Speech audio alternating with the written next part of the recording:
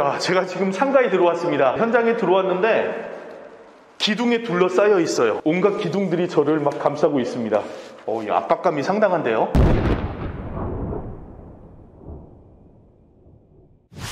자, 요즘 제가 제 채널에서 여러분들의 투자 사례를 공유해주고 그걸 컨텐츠로 만드는 것을 공지했었는데요. 여러분들 투자 생활이 과연 어떠한지 제가 들여다보고 여러분들에게 도움을 드리고 여러분들이 이 자체를 홍보하고 싶다, 자랑하고 싶다 그러시면은 제가 어느 부분이 잘 됐고 어느 부분을 좀 더 보완하시면 좋겠다라고 이렇게 같이 투자 생활을 해보면 어떨까라는 생각에 이런 컨텐츠들을 진행하고 있는데요. 메일이 많이 왔습니다. 메일이 많이 왔고 저희 PD님께서 이거를 선별해서 저에게 추천해주고 계신데 오늘 이 컨텐츠를 한번 다뤄볼까 합니다.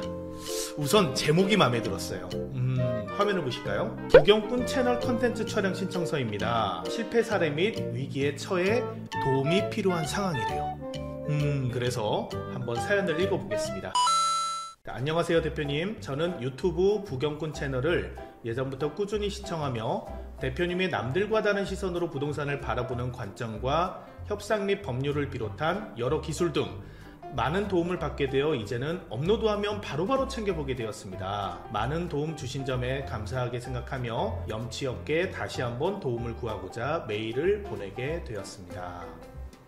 사연은 좀 길지만 여러분들의 투자 생활이라고 생각하고 한번 읽어보겠습니다. 우선 저에 대한 소개를 먼저 드리겠습니다. 저는 부동산 투자를 접하였지만 시행착오를 겪고 있는 26살 청년입니다. 굉장히 젊으시네요. 2018년부터 공인중개사 공부를 시작하며 2019년부터 부동산 투자를 공부하고 많은 유튜브 영상들과 여러 권의 책들, 몇몇 유료 강의를 듣고 실제 임장을 다니며 몇 건의 투자를 하였지만 저는 본인의 실행력이 좋다고 생각했던 게 이제 보니 근거 없는 자신감에 기한 무리한 투자였습니다.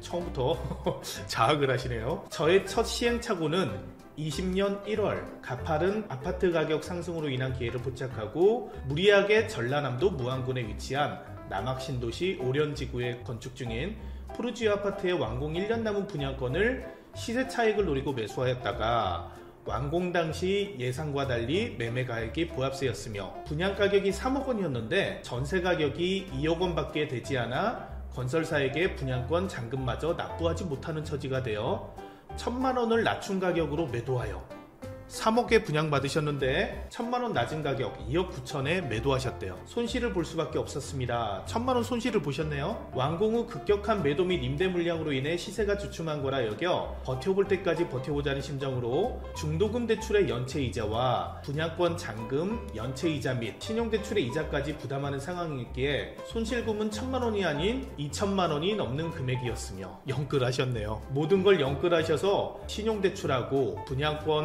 분양금에 대해서 잔금 대출까지 다 하셔서 그 이자 금액만 1,000만 원이 되셨나봐요. 그래서 매도 손실금 1,000만 원하고 이자 비용까지 총 2천만 원 넘는 금액을 손실을 보셨대요. 그 당시 25살 나이에는 작지 않은 금액이어서 하고 있는 일을 포함해 농수산물 시장 아르바이트, 야간 쿠팡 플렉스나 대리운전 등 쓰리잡을 하며 비용을 메우던 시절이었습니다. 25살이셨는데 처음 투자는 이렇게 아픔으로 남으셨네요. 유튜브하고 책을 많이 보고 유료 강의를 듣고 실행력이 강해야 된다라는 말을 듣고 실제 실행에 옮기셨고 매우 칭찬하고 싶은데 2천만 원이나 손실을 보셨대요. 그리고 그 손실 비용은 지금 하고 있는 본업과 농수산물 아르바이트, 야간 쿠팡 플렉스나 대리운전 등 쓰리잡을 하셨대요. 와, 대단하십니다 진짜. 자, 이때는 만기가 있는 투자는 절대 해서는 안 된다는 것을 깨달았습니다. 전세가 예정대로 안 나가니까 작은 계획이 흐트러지신 거죠. 그죠?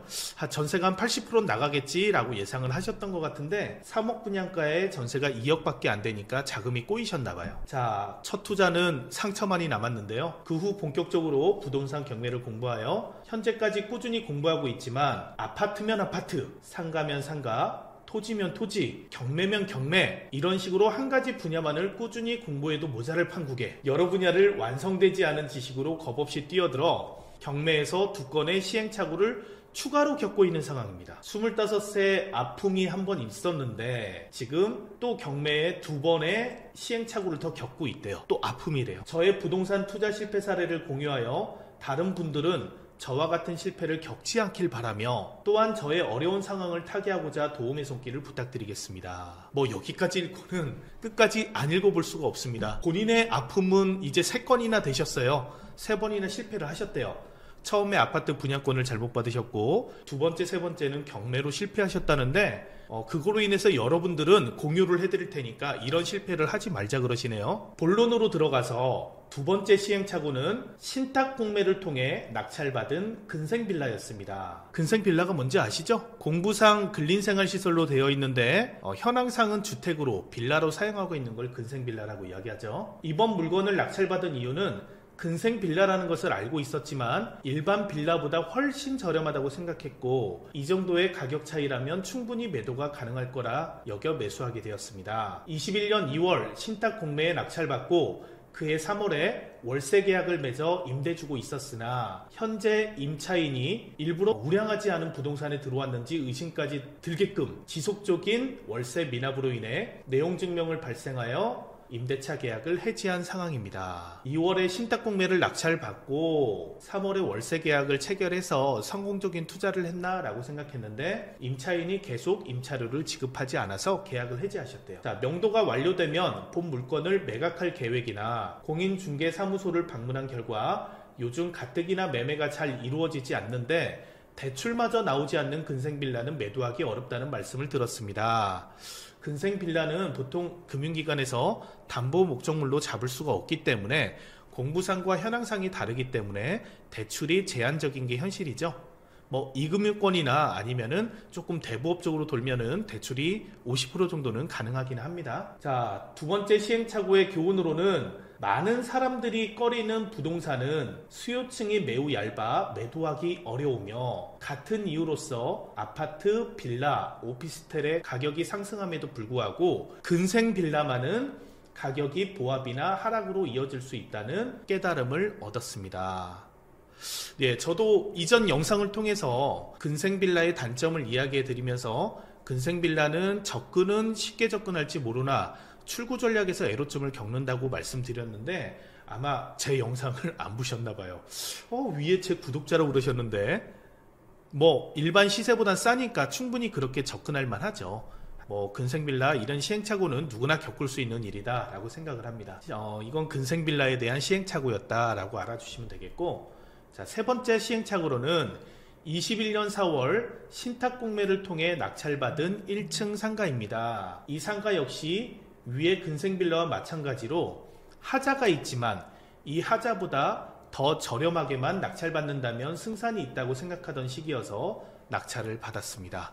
접근법은 좋으시네요. 남이 못하는 거를 접근하셨다. 이번 상가의 하자는 엄청나게 크고 많은 기둥들이었습니다. 뭐 건물이면 다 기둥이 있겠죠, 그죠?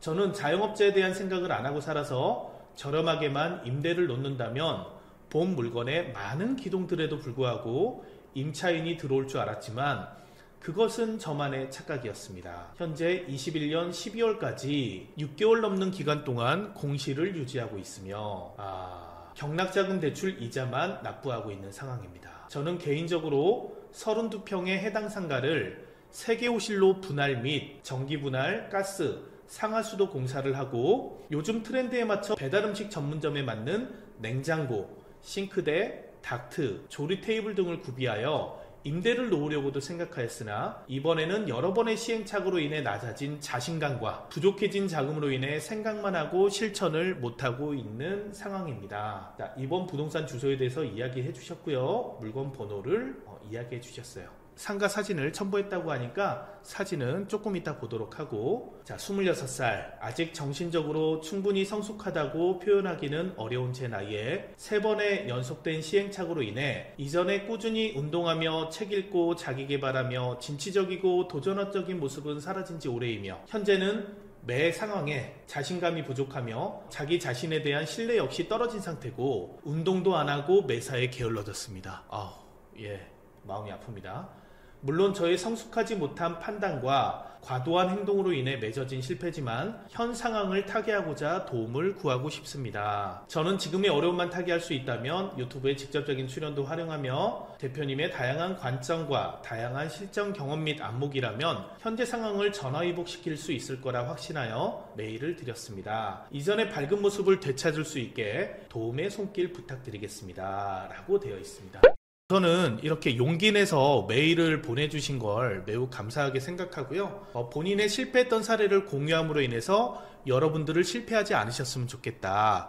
그리고 본인은 지금 처한 상황에서 떨어진 자신감을 회복하고 이 상황을 타개하고 싶다라고 희망사항을 담아주셨던 것 같아요. 자, 우선 세 번째 사연에 대해서 기둥이 엄청 많은 상가라 그랬는데 뭐 상가는 다 기둥들 있지 않나요? 자, 사진을 한번 보도록 하겠습니다. 자, 우와타! 네. 네, 저는 아까 사진을 보기는 봤는데 네, 다시 봐도 경이롭습니다. 네. 31평 상가라고 하셨는데 31평 상가에 기둥이 어마어마하게 들어있네요. 이걸 1호, 2호, 3호 이런 식으로 나눠서 아마 이쪽에 공유 주방을 한번 하고 싶다라고 생각을 하셨던 것 같은데, 자, 우선은 정말 실행력은 제가 존경합니다. 사연을 보내주신 구독자님, 정말로 그 실행력은 제가 존경합니다. 실행력이 우선은 뒷받침되고 있기 때문에 오늘과 같은 글을 보내실 수 있었고 저에게 이메일을 보내신 것 또한 하나의 실행력이라고 생각해요. 본인의 창피함도 있을 수 있겠지만 오히려 이걸 본인은 발판으로 삼아 다시 거듭나고 싶다, 이런 포부를 밝혀주신 것도 제 마음을 굉장히 움직인 것 같아요. 이 사건에 대해서 가능하면 여기 사연을 보내주신 분이 자신감을 회복하고 다시 한번 내 선택이 틀리지 않구나, 내 강한 실행력이 처음에 투자 3건 한 것도 나에겐 중요한 교훈이 될 거고 이로 인해서 부경꾼에게 이메일을 보낸 나의 실행력 또한 내 성장에 도움이 됐다. 그래서 난 이렇게 성장했다. 이래서 이런 아름다운 투자자가 됐다. 라는 꽃그림을 그리기 위해서 이분에 대해서 제가 안 도와드릴 수가 없을 것 같아요. 사실은 제가 이 사연을 읽고 수원을 지나는 김에 이 현장을 직접 다녀왔습니다. 그 영상을 보시고 다음 얘기를 이어가도록 하겠습니다.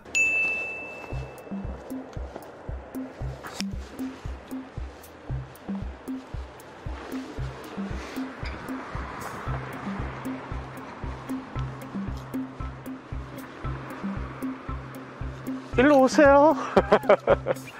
근처를 한번 보면은 오피스텔들이 많아요. 뭐 아파트, 아파트와 오피스텔들이 산재해 있는 상업지역입니다. 수원 인계동에 일반 상업지역과 중심 상업지역이 있는데요. 여기는 일반 상업지역이에요. 그래서 위락시설은 없는 상업지역이다. 즉 건폐율과 용적률이 높기 때문에 이렇게 높은 건물의 건축이 가능하다 생각하시면 되고요. 아직 개발이 안 된 곳들은 여기 살짝 비춰보실까요? 그렇게 단독주택들과 그리고 개발이 된 곳은 높은 오피스텔과 아파트가 혼재해 있는 곳이다, 이렇게 생각해 주시면 되겠습니다. 자, 저희 의뢰자분께서 낙찰 받은 곳은 희성아파트 1층이에요. 아파트가 한 동에서 2동짜리 아파트여서 한 200세대가 안 되는 아파트인 것 같아요. 소규모 나홀로 아파트인 거고. 자, 제가 열쇠를 받았는데 열어보겠습니다. 자, 들어와 봤습니다. 아이쿠야, 제가 지금 상가에 들어왔습니다. 현장에 들어왔는데 기둥에 둘러싸여 있어요. 온갖 기둥들이 저를 막 감싸고 있습니다. 이 압박감이 상당한데요. 그리고 일반 상가보다, 요즘의 상가 높이보다는 상당히 낮아 보여요. 층고가 낮고 기둥이 많습니다. 기둥 볼까요?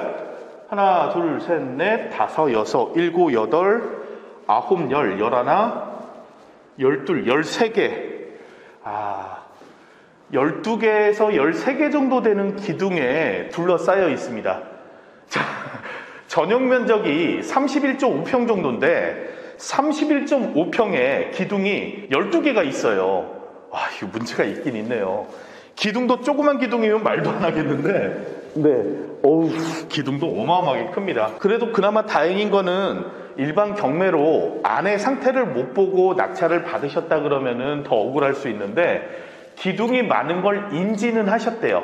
그런데 내부까지 들어올 수가 없었으니까 밖에서 유리창에서만 보다 보니까 기둥이 있는 건 봤지만 조금 많아 보이긴 하는데 별 문제는 없겠지라고 생각을 하시고 낙찰을 받으신 것 같아요. 그런데 뭐 오랫동안 장사를 많이 해오던 제 입장에서는 글쎄요, 이 정도 기둥이면 뭘 할 수가 없겠는데요. 그렇죠? 집기 같은 거 배치나 뭐 고객의 동선을 생각하더라도 고객의 동선을 빼고 나면 남는 공간이 없어요. 쓸 수 있는 공간이 없어서 굉장히 난감한 상황은 맞는 것 같습니다. 이런 데는 전기 배전판이 있기 때문에 뭘 이렇게 고정 시설물을 놓기가 쉽지가 않고 이런 죽은 공간들도 있네요. 자, 저희가 전용 면적으로 31평이기 때문에 지금 요 선 기둥까지 저희의 면적에 포함이 되는 거예요. 그래서 31평인데도 불구하고 지금 여기 면적은 제가 제 느낌상으로 보기에는 한 15평? 15평 정도의 공간밖에 안 보여요. 굉장히 심각한 상태입니다. 이런 공간도 지금 다 죽은 공간이에요. 그쵸? 이 공간 그렇죠. 이쪽 안쪽 한번 비춰볼까요? 여기에는 뭘 놓죠? 여기는 이렇게 숨바꼭질하기에 딱 좋겠네요. 이렇게 숨어가지고. 너무 아깝습니다. 이런 공간들이. 자, 밖에서는 전혀 이 정도 규모라고는 판단되지 않는 그런 수준이에요. 난감하셨겠는데요. 자, 이 상가가 감정가가 3억 2,300이었는데 낙찰을 2억 4천만 원 정도에 낙찰을 받으셨대요. 1층 상가라 하더라도 이걸 2억 4천에 받으셨다. 그러면 수익률로 따진다 그러면 최소한 월세를 100만 원 이상 받으셔야 될 텐데 100만 원을 받아도 이 경매나 공매하던 사람에서는 만족스러운 수익률이 나오기가 힘든데요. 과연 이 상가를 그렇게 주고 영업을 하실 업종이나 임차인이 있을까는 조금 의문스럽긴 합니다. 그런데 어차피 뭐 낙찰 받으셨으니까 저희가 이렇게 포기만 하고 우울하게 있으면 안 되잖아요. 지나간 일은 후회하지 말고 앞의 일을 이야기해야겠죠. 진취적으로 어떤 출구 전략이 있을지 우선 주변을 조금 더 같이 둘러보겠습니다. 1층에는 상가가 101호, 102호 두 개가 있고 2층 상가가 있습니다. 2층 상가는 현재 공사 중인 것 같아요. 그래서 프렌즈 스크린 골프가 들어온다고 되어 있습니다. 자, 101호, 102호는 지금까지 어떤 사람도 임차를 하지 않은 것 같아요. 현황도 지금 다 비어 있습니다. 필로티 구조로 주차를 바로 될 수 있어서 상가 전용 주차장으로 주차장이 배치가 되어 있는데도 불구하고 차가 들어서면 내 가게가 노출되지 않기 때문에 외부 광고 효과가 급격히 떨어지게 되겠죠. 또 아파트 단지 내로 들어와야 됩니다. 단지 내로 들어와서 이용하는 상가이기 때문에 저쪽 단지에서 들어온다 치면은 주변에 대로변의 사람들이 이 상가의 노출을 보고 간판을 보고 들어올 확률은 낮습니다. 그래서 이런데 목적 구매형 업종이 들어와야 됨에도 불구하고 그 업종들조차 과연 이곳에 접목이 가능할까? 라는 의구심은 드는데요. 부동산 가서 주변의 상태를 탐문을 해보도록 하겠습니다. 가시죠. 자, 현장 영상을 보고 오셨는데 여러분들 어떤 생각이 드십니까? 영상을 보시면서 어떤 분들은 무모함이 크다라고 판단하실 수 있고 실제로 그러할 수 있으나 이분은 실행력이라는 어마어마한 무기를 탑재하고 계세요. 이 실행력이 본인의 선택이 맞았다는 확신이 들거나 아니면 이 실행력을 뒷받침할 수 있는 노하우나 지식이 조금 더 추가만 되신다면 이분은 거침없이 성장할 수밖에 없는 케이스예요. 2억 4천에 낙찰받은 저분의 투자는 실패한 걸까요? 우리는 이 부분을 고민을 항상 해야 된다는 거예요. 6개월 동안 공실이었으니까 이 부동산 투자는 실패한 것일까? 여기에 대해서 고민을 해야 된다는 겁니다. 정답은요, 저 부동산의 가치를 어떻게 만들어낼 수 있느냐에 따라 달려있다는 거예요. 출구 전략을 어떻게 잡을 수 있냐에 따라서 저 물건은 투자에 실패한 물건이 될 수도 있고 투자에 성공한 성공 사례가 될 수도 있다는 겁니다. 바로 투자하신 분이 실수한 것 중에 하나는 그 출구 전략을 간과했기 때문에 그런 거예요. 본인의 역량에 맞는 출구 전략이 수립되어 있었다면 저한테 사연을 보내시지 않았겠죠. 자, 그러면 본 물건은 어떻게 될지 같이 한번 보도록 하겠습니다. 저희 물건은 수원시 인계동의 카톨릭대학교 성빈센트 병원의 남측편에 위치하고 있고요. 제 마우스가 가리키는 이곳입니다. 이곳에 위치하고 있고 거시적인 관점에서 보다 보니까 수원역에서 연결되는 일반 상업지역에 포함되어 있다는 걸 알 수 있어요. 그리고 주변은 2종 일반 주거지역과 1종 일반 주거지역, 즉 주거지역에 둘러싸여 있는 상업지역이다, 이렇게 생각해 주시면 되고요. 그러면 상업시설이 많은 상업지역인가를 보니까 아까 현장에서 보니까 그렇지 않았죠. 주거 세대가 많았었죠. 아파트, 오피스텔, 용적률 건폐율이 높기 때문에 오피스텔과 아파트들이 많이 있었는데요.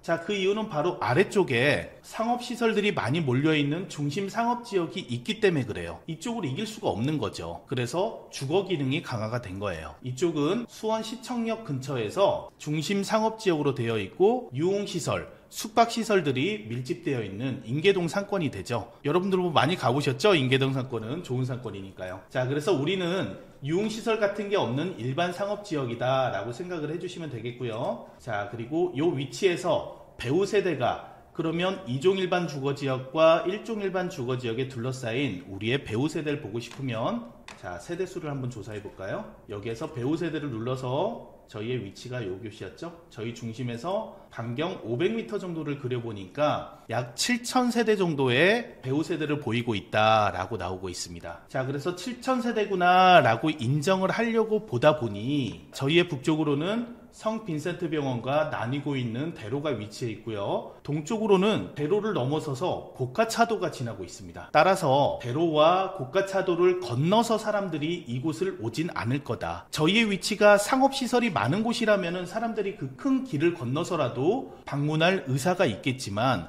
저희는 주거지역밖에 없는데 저희 쪽에 지나다니는 동선이 아닌 이상은 일부러 찾아올 가능성이 없다는 거예요. 그래서 500m를 저희의 1차 상권으로 잡기에 너무 크다는 겁니다. 자, 그래서 이 세대를 좀 줄여볼게요. 300m 정도로 그려보니까 얼추 저희한테 방문할 만한 인구수가 맞는 것 같아요. 자, 그렇게 봤을 때는 약 2000세대 정도, 2000세대 정도가 되고요. 그리고 이렇게 빨간색으로 표시된 게 아파트가 하나, 둘, 셋 아파트가 있고요. 그 다음에 주황색이 오피스텔 됩니다. 지금 하나밖에 표시가 안 되는데 하나, 둘, 셋, 넷, 뭐 이 정도가 오피스텔이 될 거고요. 나머지 파랗게 된 점들은 빌라.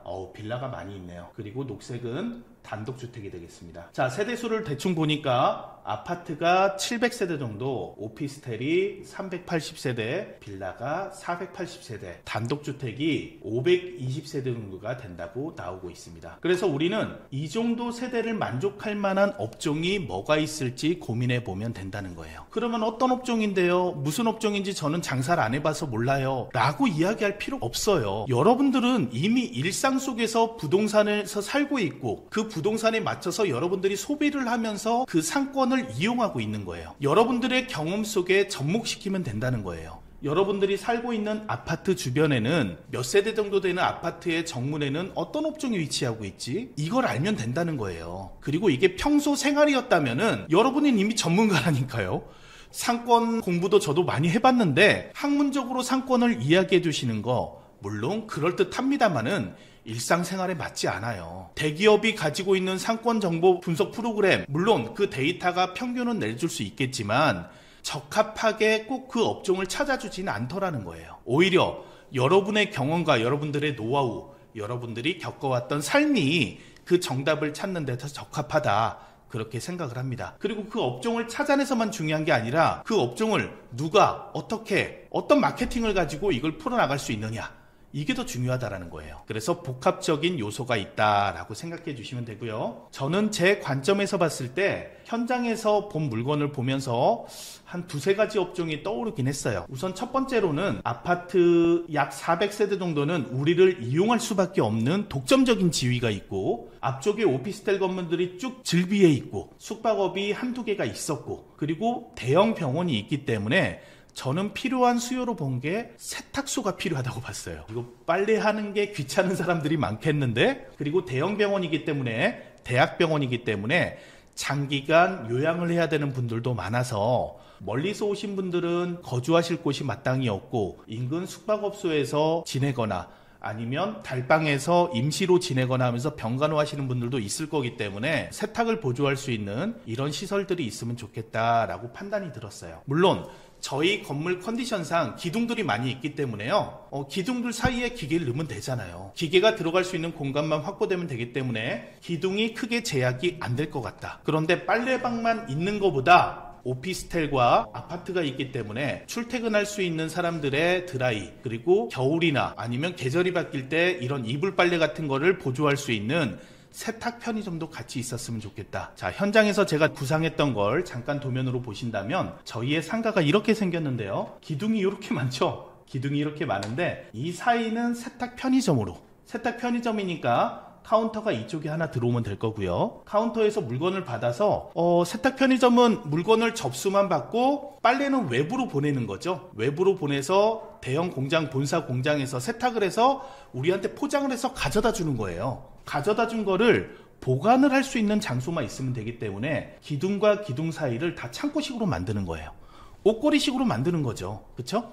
그렇게 되면 이 기둥도 크게 우리의 제약사항이 아니다라는 거예요. 그래서 이 부분은 세탁 편의점으로 활용을 하고 그 다음에 나머지 공간, 이쪽은 공간이 좀 넓죠. 이런 넓은 공간엔 대형 세탁기가 1대, 2대, 3대, 4대 정도 4대 정도 들어가면은 빨래를 하면서 기다릴 수 있는 의자를 좀 놔둬주고 이쪽 공간을 약간 편안한 공간으로 만든다면 지역 주민들이 오셔가지고 빨래를 맡기고 기다리면서 앉아서 커피 한 잔 드실 수 있는 공간으로 만들어준다면 괜찮지 않을까라고 생각을 했어요. 관리는 이 세탁 편의점 운영하시는 분이 문을 하나 만들어두고 왔다 갔다 하면서 관리하시면 되는 거예요. 이쪽은 오토로 돌아가기 때문에 별도의 인원이 필요가 없을 것 같아요. 그렇게 됐을 때는 기둥이 있는 것도 나쁘지 않겠는데 오히려 기계가 가려지니까요. 그렇죠? 그리고 세탁물 걸 때 세탁물이 다 이 기둥을 커버하기 때문에 문제가 없을 걸로 판단이 들었어요. 어떠세요, 여러분들? 조금 땡기지 않나요? 잘 될 것 같은데.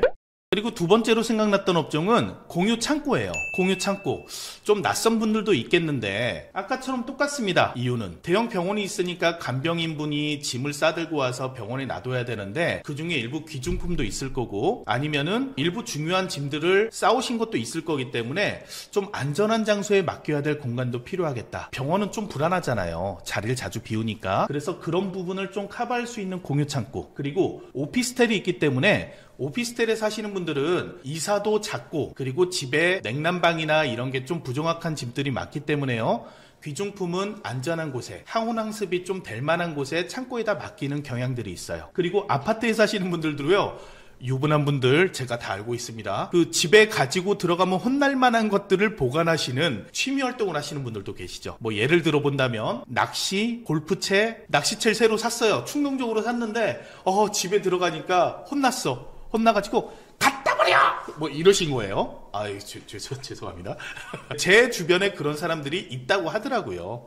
그랬을 때 나 버리고 왔어 하면서 공유창고에 맡기기도 하신다는 거죠. 아니면 거주 공간은 여유 있게 살고 싶은데 거기에 낚시채들이 막 널어져 있거나 골프백이 널어져 있으면 싫으신 분들이 있거든요. 이런 분들은 그런 여가 활동을 즐길 때마다 저희 앞쪽에 상가 앞쪽에 보니까 필로티 구조로 주차를 바로 할 수 있는 공간들이 있었죠. 그 주차 공간을 독점적으로 확보할 수 있다면 고객이 언제나 차를 편하게 대고 그리고 무거운 짐을 내리고 2층, 3층 빌라 좁은 공간에 집어넣는 게 아니라 1층 공간, 나만의 공간에 보관을 할 수 있다는 거예요. 한 달 사용료 몇만 원, 10만 원대에서 이 창고를 이용할 수 있는데 이 공유 창고를 이용하게 될 가능성이 높다는 거죠. 그런 수요로 마케팅을 하면 된다는 거예요. 공유 창고를 몰랐던 분들도 한번 이용하고 나면은 너무 편한 거죠. 그런데 대부분의 공유 창고는 아무래도 임대료가 쌓여야 되기 때문에 지하나 아니면 높은 곳에 있거나 좀 소외된 곳에 있어요. 그래서 그것까지 내 짐을 운반하는 것도 굉장히 부담스러운데 여기는 굉장히 큰 장점이 있어요. 1층에서 바로 짐을 내릴 수 있어요. 주차도 편하고 바로 짐을 내려서 창고에 보관을 하고 찾아갈 때도 반대로 바로 찾아갈 수 있는 그런 장점이 있다. 그래서